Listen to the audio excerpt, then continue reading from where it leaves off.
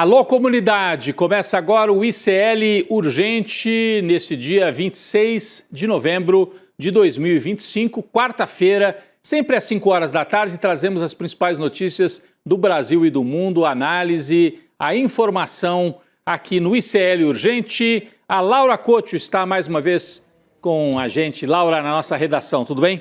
Boa tarde, Rodrigo. Boa tarde para você que está nos assistindo pelos canais do Instituto Conhecimento e Liberta e Eduardo Moreira no YouTube. E muito boa tarde para você que está nos assistindo e nos ouvindo por todos os cantos do Brasil e do mundo. Vamos lá, Rodrigo, hoje o programa está cheio. Vamos embora. Boa tarde para você que mora nesse país em que um general golpista, metido a valentão, agora que foi preso, decidiu alegar que sofre de Alzheimer desde 2018. Nós estamos falando do general Heleno, um dos principais assessores de Jair Bolsonaro, também condenado pelo Supremo Tribunal Federal na trama golpista. Olha, Alzheimer é uma doença muito séria, né? Muitas famílias sofrem com isso, tem entes queridos que sofrem de Alzheimer. O general Heleno, a gente espera que esteja trazendo uma informação correta. Ele está tentando talvez se vitimizar, mas se sofre dessa doença precisa ter todos os cuidados. O que chama a atenção é que ele diz que sofre do Alzheimer desde 2018. Ele já foi nomeado ministro pelo Bolsonaro numa área tão sensível como o Gabinete de Segurança Institucional, sofrendo de Alzheimer? Que irresponsabilidade foi essa? Se é verdade que ele tem o Alzheimer, merece tratamento, cuidado na cadeia, mas a gente tem que questionar, é mais uma irresponsabilidade do bolsonarismo colocar um general com Alzheimer para ser ministro. Se for mentira, aí faz parte do teatro do absurdo do bolsonarismo. Daqui a pouco a gente volta a trazer mais detalhes sobre isso, sobre esta fala, essa alegação do general Heleno no momento em que fez o exame de corpo de delito. Bom, um dia depois de oficializadas as prisões para cumprimento de pena de Jair Bolsonaro e dos chefes militares golpistas, o grupo de novos presidiários passou por audiências de custódia. Faz parte de uma espécie de ritual, assim, né? É o momento em que o preso diz se foi bem tratado na hora da detenção, na hora em que foi conduzido para a cadeia. Todo mundo que pega a cadeia passa por isso, audiência de custódia. Aí o juiz pergunta: os policiais o trataram bem, o senhor foi bem tratado? Então, isso aconteceu hoje. Ontem a prisão para começo do cumprimento da pena e hoje as audiências de custódia que aconteceram exatamente nos locais onde os presidiários golpistas começam a cumprir suas penas. Vamos conferir onde é que foram as audiências, né? Então, a gente tem aqui, pela ordem, Almir Garnier, 1h da tarde, na estação Rádio da Marinha, lá em Brasília, né?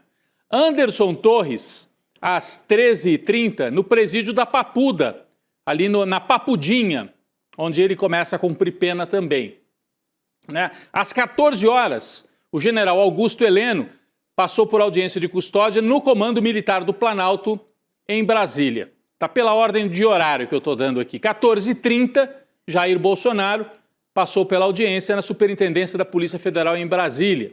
Depois, às 15 horas, foi a vez do Paulo Sérgio Nogueira, general também, que está preso no Comando Militar do Planalto e fez essa audiência, essa formalização ali da prisão. E às 15h30, o Braga Neto, que é o único que está cumprindo pena no Rio de Janeiro, na Vila Militar, lá no Rio de Janeiro, onde ele já estava em prisão preventiva e passa a cumprir a pena. Ele era o vice do Bolsonaro, principal articulador do golpismo entre a eleição e o 8 de janeiro, o general Braga Neto cumpre lá no Rio de Janeiro. Bom, mesmo com a determinação para a execução da pena que veio ontem por parte de Alexandre de Moraes, a defesa de Bolsonaro afirmou hoje que vai recorrer da decisão.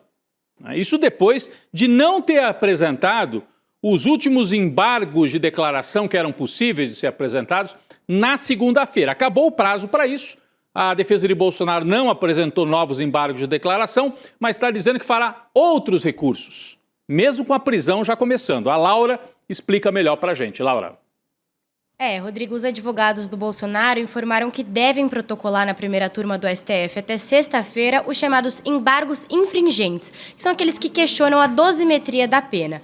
Em nota, a defesa disse o seguinte, abre aspas, seja como for, a defesa ajuizará no curso do prazo estabelecido pelo regimento o recurso que entende cabível. Rodrigo, acho que eles estão com um leve delay aí, né? Mas além disso, os advogados do Bolsonaro estão avaliando entrar com uma ação de revisão criminal no STF, que em tese seria distribuída para a relatoria de um dos ministros da segunda turma do tribunal, e não mais da primeira turma. E esse colegiado da segunda turma tem ministros mais simpatizantes aí com o Bolsonaro entre os integrantes, como o próprio Luiz Fux, né, que pediu para sair da primeira turma e foi para a segunda, e os indicados pelo capitão, o ministro Cássio Nunes Marques e o ministro André Mendonça. Mas a chance dessa ação vingar é mínima ou quase nula, Rodrigo. Recursos que a defesa está ainda planejando fazer, né? Os embargos infringentes, mas o Supremo já entende que isso não é cabível. Vai vir assim uma resposta, não cabe, porque por 4-1 não cabe embargos infringentes. Aí eles vão tentar a revisão criminal, que também é um recurso muito raro de ser aceito pelo Supremo Tribunal Federal.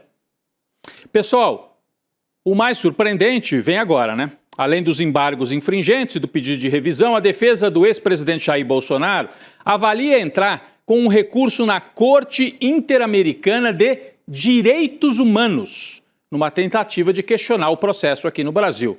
Direitos humanos. O bolsonarismo sempre se apresentou como inimigo dos direitos humanos, né?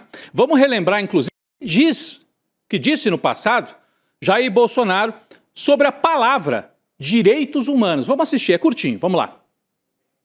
Pode assinar esse lixo que eu estou vendo na minha frente aqui, que já está com luvas vendo isso aqui, até porque, olha quem faz pressão para aprovar. Conecta os direitos humanos. Eu tenho nojo da palavra direitos humanos nesse país. Nojo. Eu tenho nojo da palavra direitos humanos nesse país. Eu tenho nojo disso. O Jair Bolsonaro, que agora colocou os advogados dele para entrar na Corte Interamericana de Direitos Humanos. Então o Bolsonaro está descobrindo que presidiário precisa ser bem tratado, precisa ter comida decente, tem que ter atendimento médico e que direitos humanos é algo que serve para todos os cidadãos, para todo mundo. Ah, mas bandido não tem direito. Quem é que sabe se você é bandido? Você pode ser tratado como bandido, pode ser condenado, virar criminoso e tem que ter os direitos assegurados pela lei, né? Para não ser tratado na base do tapa na cara e da tortura, como o Jair Bolsonaro defendia que fizesse com os adversários dele. Mas ele quer tratamento com direito.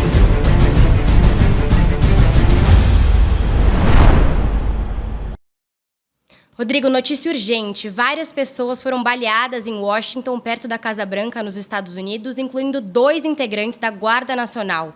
A Polícia Metropolitana informou que está no local e aconselhou as pessoas a evitarem a área. As circunstâncias do tiroteio ainda não estão claras. Rodrigo, a gente volta com mais atualizações assim que possível. Então, notícia de agora, por isso até interrompemos aqui o ICL Urgente. Obrigado, Laura. Tiroteio agora nos Estados Unidos, a gente tem aqui as imagens. É Washington, né, pessoal? É isso, né? Perto da Casa Branca.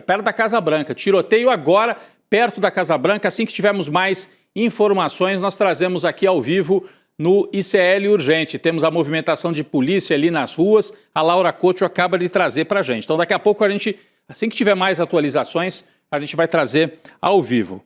Pessoal, falando em atualizações, eu citava o Bolsonaro, essa questão dos direitos humanos. Tem outra notícia de agora, de poucos minutos atrás.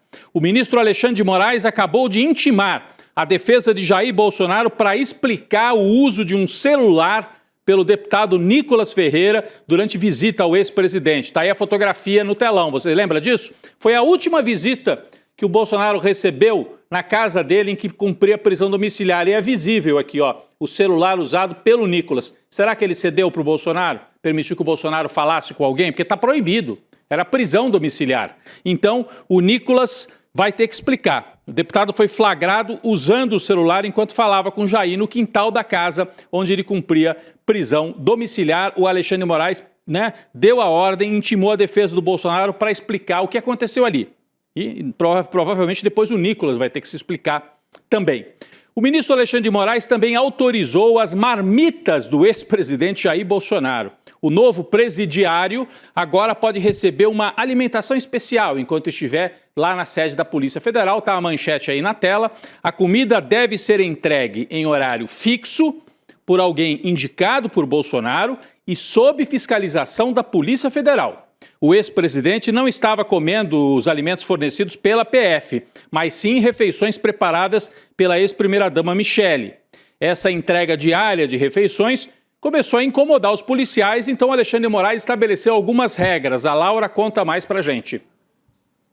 Rodrigo, a ex-primeira-dama Michele virou oficialmente uma cunhada, né? Que é aquele apelido popular dado às mulheres dos presos. Ela incorporou o papel e está até preparando jumbo, que é essa quentinha, para levar para o marido do Jair na superintendência da APF. Mas isso realmente tem incomodado a Polícia Federal, Rodrigo. A avaliação é de que, como não tem como garantir a procedência e a qualidade dos alimentos da Michele, o ex-presidente pode acabar passando mal e a responsabilidade pode recair sobre a APF, Rodrigo. Mas, em contraponto, o filho mais velho, o Flávio, disse que as quentinhas não são nenhum luxo, mas uma questão de saúde e que o pai Jair Bolsonaro tem medo de ser envenenado na cadeia, Rodrigo. Ele tem medo de ser envenenado, ele acha que tem vozes e escuta dentro da tornozeleira eletrônica.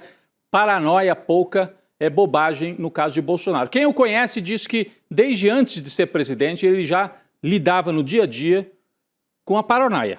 É um sujeito paranoico, o Jair Bolsonaro. Falando nele, quem diz que está bem tranquilão para 2026 é Tarcísio de Freitas, né, que virou governador com apoio do Bolsonaro. Num evento hoje na cidade de São Paulo, o governador, que já usou o bonezinho do Trump, né, gosta de defender o Bolsonaro e atacar o Supremo, negou que esteja ansioso com possível escolha para virar o presidenciável da direita no ano que vem. Tarcísio também afirmou que o projeto da direita pode livrar o Brasil do PT. Vamos acompanhar o Tarcísio durante esse evento com empresários. A gente tem aqui a frase dele transcrita, olha, abre aspas. Esse campo da direita que o pessoal às vezes diz está desorganizado, ele está reconhecendo, o pessoal às vezes diz está desorganizado. Esse campo vai apresentar um projeto para o Brasil e essa turma vai se organizar e apresentar o projeto e esse projeto vai ser vencedor no ano que vem. Não tenha dúvida, nós vamos livrar o Brasil do PT. Ele também disse que quer fazer parte disso tudo como mais um integrante do time. E aí a gente tem uma segunda frase destacada pela nossa equipe do Tarcísio nesse mesmo evento com empresários em São Paulo, que é o ambiente que ele gosta, no meio da turma da grana que quer que ele seja o candidato. Ele diz: eu quero fazer parte do time, não importa a posição em que eu vou jogar. Isso é o mais importante, eu não preciso necessariamente ser um protagonista. Será que já é recado? Do tipo, não contem comigo necessariamente para ser o candidato a presidente? Interessante, né? Essa última frase dele, não preciso ser o protagonista. É isso, vamos acompanhar. Antes disso, Tarcísio afirmou que vai lutar pela anistia de Bolsonaro. Não é nenhuma surpresa ele falar isso, porque ele quer ainda agradar o bolsonarismo. Laura Couto tem mais detalhes. Rodrigo, o governador de São Paulo lembrou que tem padrinho político, né? Depois do trânsito em julgado do Bolsonaro ontem, o Tarcísio defendeu o Jair e afirmou que o ex-presidente está doente e fragilizado. Cadê o histórico de atleta, Rodrigo? Acho que sumiu, né? E não acaba por aí. O Tarcísio afirmou que vai trabalhar tanto pela anistia no Congresso, quanto para que o STF aceite o cumprimento da pena do Jair Bolsonaro em prisão domiciliar. É um amigão mesmo, né? Nem parece que os filhos do Jair odeiam tanto ele. Mas para finalizar aqui, Rodrigo, o governador de São Paulo também disse que confia muito na inocência do ex-presidente Jair Bolsonaro e disse que ele sempre foi uma pessoa que procurou fazer o melhor, Rodrigo. Mas a hora que ele afirma, Laura, quando ele afirma, olha, o Bolsonaro está doente e fragilizado, é uma maneira de enterrar o Bolsonaro politicamente. Está doente e fragilizado, ou seja, acabou para o Bolsonaro. E o Tarcísio, ao ajudar a fomentar esta imagem, está dizendo, olha, é melhor vocês esquecerem essa história de Jair e virem comigo como alternativa para 2026. Então ele fica nessa oscilação, ele diz, eu não preciso ser o protagonista, mas ele também diz, o Jair está doente e fragilizado, não tem condição de liderar mais esse campo. Os filhos é que vão lutar agora com o Tarcísio para ver quem empunha a bandeira da extrema-direita. O Flávio Bolsonaro, o Eduardo ou o próprio Tarcísio? Vamos aguardar, como Tarcísio disse aí nesse evento com os empresários, o campo deles está, sim, muito desorganizado, com muita disputa interna. O último suspiro da trama golpista, né? Sem mais recursos legais, possíveis ou com poucos recursos jurídicos, os golpistas agora estão apelando para as questões de saúde. Depois do Bolsonaro com soluço, depois do surto psiquiátrico, em que o Bolsonaro tentou arrancar a tornozeleira, agora é o general Augusto Heleno. Eu comecei o programa falando dele. O general que está preso no comando militar do Planalto em Brasília afirmou sofrer de Alzheimer, atenção, desde 2018. Um belo momento para contar isso, né? Por que não contou antes, não é, Laura? Conta pra gente aí. Rodrigo, realmente eu acho que ele podia ter contado antes, né? Durante o período em que ele foi ministro do GSI, o Gabinete de Segurança Institucional do Bolsonaro, entre 2019, ou seja, depois disso, e 2022. O Heleno afirmou do Alzheimer e contou do Alzheimer durante um exame de corpo de delito que foi feito ontem, quando ele foi preso. E antes de ser recolhido ao cárcere militar, o Heleno falou que tem Alzheimer desde 2018, como a gente comentou, mas afirmou que além dessa perda de memória recente, ele também sofre de prisão de ventre e hipertensão. Mas a única queixa atual do Heleno é dores nas costas, Rodrigo. Peraí, então ele tem um quadro bastante complexo, né? Alzheimer desde 2018, e com isso perda de memória recente, prisão de ventre e hipertensão. Prisão de ventre e hipertensão, ok, podia ser ministro do GSI. Agora, um senhor idoso com princípio de Alzheimer, com perda de memória, sabendo que tem o Alzheimer, ele vira ministro e comanda uma pasta como GSI, Gabinete de Segurança Institucional? Eles estão de brincadeira. Contou isso só agora? O Bolsonaro sabia, Heleno, que você tinha problemas de memória e mesmo assim te nomeou para um cargo dessa magnitude, dessa importância? Impressionante, né? Como eles querem parecer machões, mas agora que estão aí às portas da cadeia, começam a trazer as fragilidades que qualquer ser humano pode ter. O Alzheimer é uma doença séria, precisa ser acompanhada, tratada, a gente não tem que brincar com isso. Se ele está falando, então vamos acompanhar, tem que ter tratamento. O absurdo é ele ter sido ministro sabendo que tinha Alzheimer. Aí realmente é mais um dos pontos aí fora da curva absurdos do governo Bolsonaro. O Heleno, o general Heleno, está preso no comando militar do Planalto em Brasília, junto com o outro general, Paulo Sérgio Nogueira. É o único comando militar chefiado por um general de 3 estrelas, patente inferior à dos dois condenados. Então, Heleno e Paulo Sérgio, que são os dois que estão nas fotos aqui, os dois são generais 4 estrelas e vão ficar presos num quartel que é chefiado por um general 3 estrelas, né? O que não é muito comum, né? Na hierarquia do Exército, é difícil você colocar alguém com hierarquia maior para receber ordem de alguém que está abaixo, né? Então, eles vão ter que, nesse caso, cumprir pena ali sob as ordens de um general 3 estrelas. Foi a saída, porque a outra alternativa seria a prisão no quartel-general do Exército. Mas isso poderia causar ali uma contaminação do ambiente, foi o entendimento do Exército, com 2 presidiários golpistas dentro do QG. Olha, se os militares condenados perderem os seus postos e suas patentes, porque o Alexandre de Moraes mandou para o Superior Tribunal Militar a condenação transitada em julgado, dizendo, tirem as patentes. Se eles perderem mesmo as patentes, ainda assim, as famílias vão continuar recebendo pensões. Somadas, as pensões chegam a R$2 milhões por ano. Laura, explica pra gente que história é essa? Perde o cargo, se perder, mas fica com a pensão, é isso? Rodrigo, é muita mamata, né? Caso esses militares condenados pela trama golpista cheguem a perder as patentes deles, o direito à pensão passa para as esposas e as filhas menores de idade ou solteiras. Ou seja, muda só o bolso onde esse dinheiro vai cair, Rodrigo. E entre os 5 militares que tiveram as condenações transitadas em julgado ontem, o general Augusto Heleno é o que tem o maior valor de aposentadoria. São R$38 mil por mês. Do outro lado, o capitão Jair Bolsonaro é o que recebe menos, quase R$13 mil por mês. Merreca, né, Rodrigo? E caso ele perca a patente, esse dinheiro vai ser repassado para Michele Bolsonaro, a ex-primeira-dama, ou a filha Laura, de 15 anos. Mas lembrando, isso só diz respeito, Rodrigo, à aposentadoria militar. Por quê? Como ex-deputado, Jair Bolsonaro ainda tem direito a uma remuneração fixa de R$30 mil por mês. É muito dinheiro para pessoas que trabalham contra o Brasil, né, Rodrigo? E no caso do Bolsonaro, além da pensão aí de deputado, ele tem as joias que ele guardou, Pix que a turma mandou para ele, dinheiro vivo que eles gostam de guardar. Falando na família, né, tal pai, tal filho. Ontem Bolsonaro teve o trânsito em julgado, está cumprindo pena, presidiário. E hoje O filho 03, Eduardo, virou réu oficialmente na primeira turma do Supremo Tribunal Federal. Os ministros concluíram o julgamento, aceitando a denúncia da Procuradoria. A PGR acusa Eduardo de articular sanções ao Brasil e às autoridades brasileiras lá nos Estados Unidos. O caso estava sendo analisado no plenário virtual, portanto não é o julgamento final, é aquela hora em que o Supremo aceita, acolhe a denúncia. O próximo passo é o início da fase de instrução, na qual serão ouvidas testemunhas, produzidas provas e feito também o interrogatório do deputado, se é que ele vai ser interrogado, já que ele continua fugido, está lá nos Estados Unidos.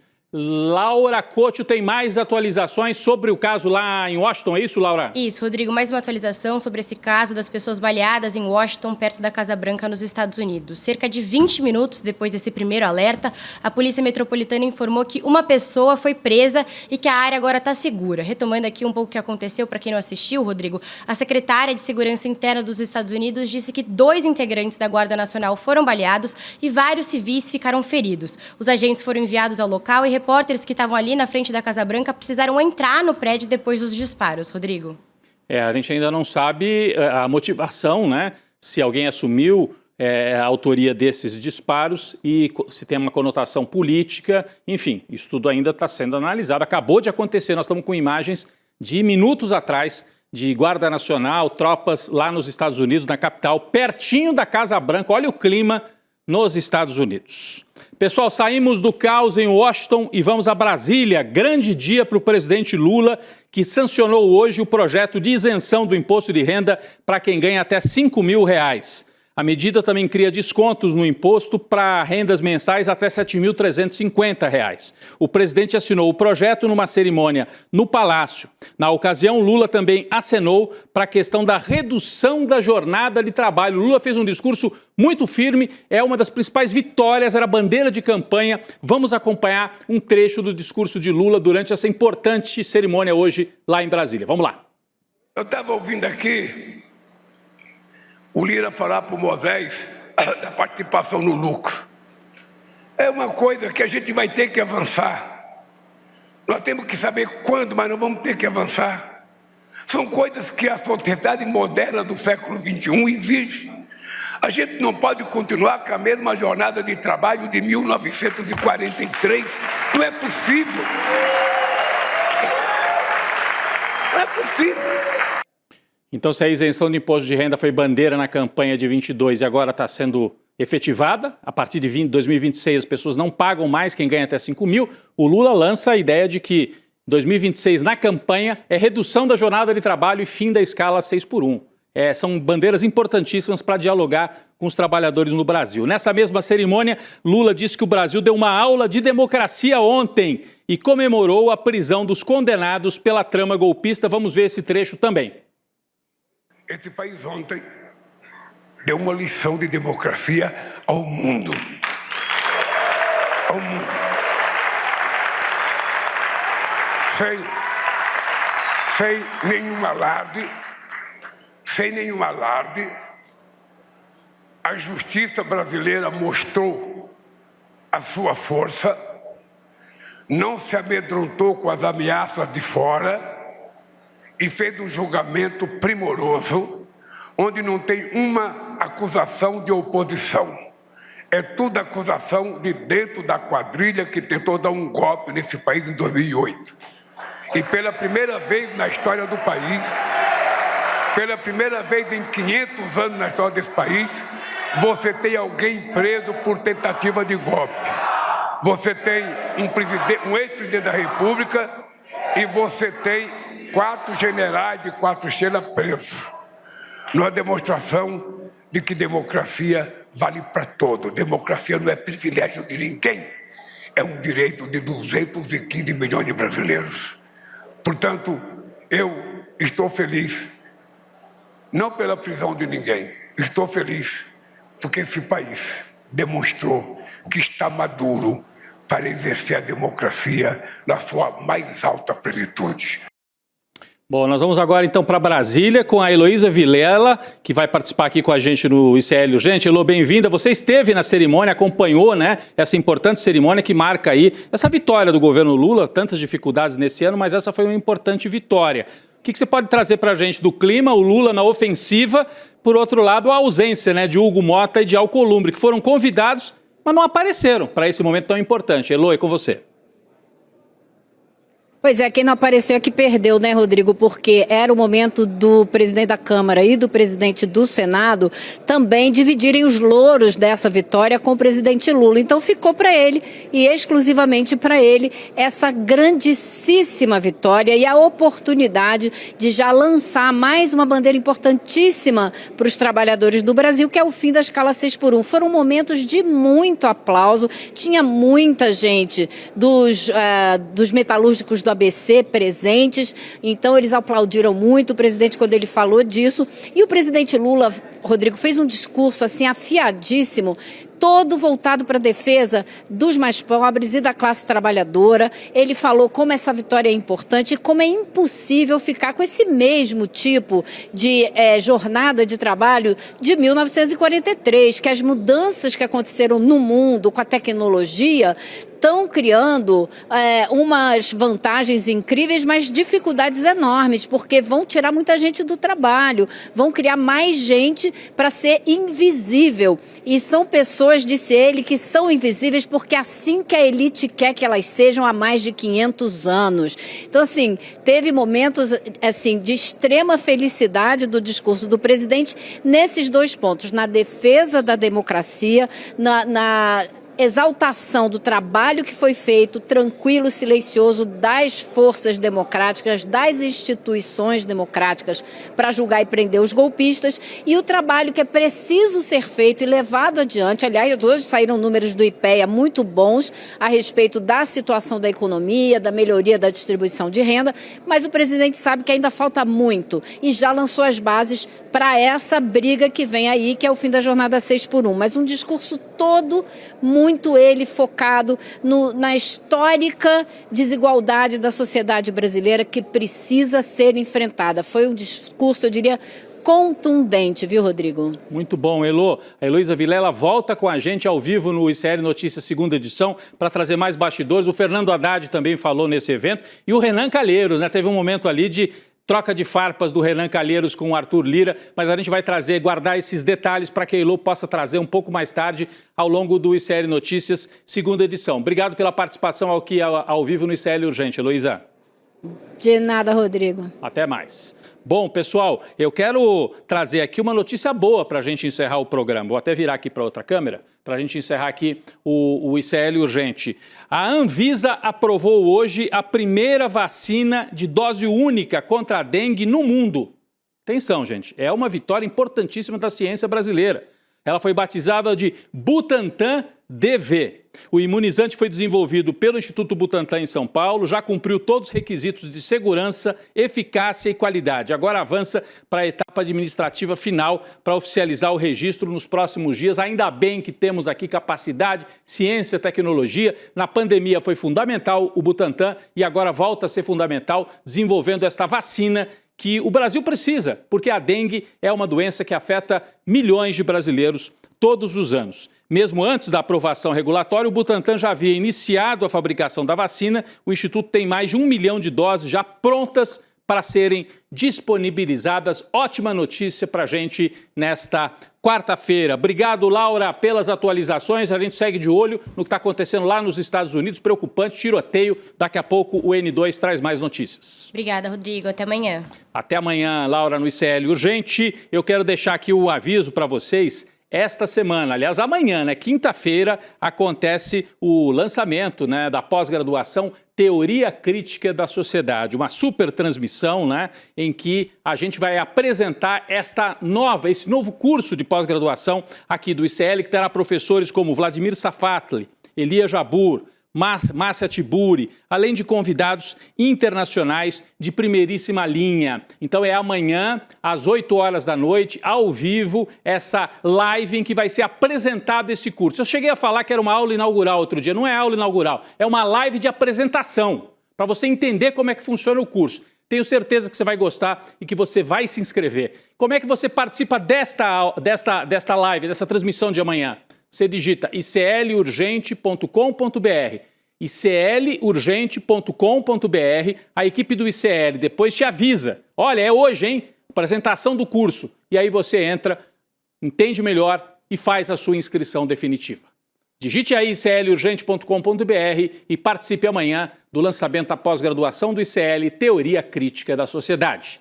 Vem aí o N2 com mais notícia, mais atualização e mais análise. Chico Sá, a Gabi Varela, toda a nossa equipe, daqui a pouco eu estou por lá também. Valeu, gente, obrigado. É amanhã, turma, o lançamento da nossa nova pós-graduação em Teoria Crítica da Sociedade. Amanhã eu vou explicar todos os detalhes, falar todo o quadro ali de professores, contar algumas novidades interessantíssimas desse curso. E amanhã a gente vai estar junto às 8 horas da noite. Vai ser muito especial e eu te espero lá.